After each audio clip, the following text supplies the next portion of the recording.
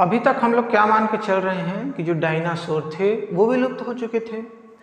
मैं आपको एक कहानी बता रहा हूँ, 1938 के लगभग की बात है। अफ्रीकी समुद्री तटों में मछुआरे मछली मारने जा रहे थे। अब मछली मारने गए, उनका भी मानना था कि जो डायनासोर काल के जीव थे वो विलुप्त हो चुके थे। वो सारे के सारे क्या होते, बड़े जीव विलुप्त हो चुके थे। लेकिन उन्होंने एक ऐसा जीव पाया जो दिखने में मछली के समान था और उभयचर के समान था। मछली के भी समान था, उभयचर के भी समान था। देखने में कैसा लगता था, मछली। नाम था उसका सीलकेंत, बाद में नाम दिया गया सीलकेंत।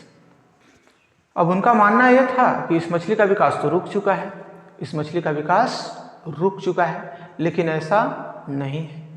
अब देखो, जो जिसकी डेथ हो जाती है उसमें विकास नहीं होता, जिसकी डेथ हो जाती है उसमें क्या हो जाता है, विकास नहीं होता। तो इस मछली को, ये मछली जिंदा थी लेकिन इसमें विकास नहीं हो रहा था। मछली कैसी थी, जिंदा तो थी। सीलकेंथ जो मछली थी, फोटो आपको मिल जाएगा। जो सीलकेंथ मछली था वो जिंदा था लेकिन उसमें विकास नहीं हो रहा था। तो ऐसों को उन लोगों ने क्या बोलना शुरू कर दिया, कुछ समय तक तो वो लोग बोले कि जीवित जीवाश्म, जिंदा जीवाश्म है। लेकिन जीवाश्म तो मरने के बाद बनता है, जिंदा जिंदा तो बनता नहीं है। तो उनका मानना था कि ये जीवित जीवाश्म है। लेकिन ऐसा किसी चीज को कहना भी ठीक नहीं है, जो जीवित है वो जीवाश्म कैसे हो सकता है, और जो जीवाश्म है उसी में विकास नहीं होता, और मछली में भी विकास नहीं हो रहा था। तो वो मछुआरे क्या मान के चल रहे थे कि ये जीवित जीवाश्म है, लेकिन बाद में इसको रिजेक्ट कर दिया गया, कोई जीवित जीवाश्म नहीं हो सकता।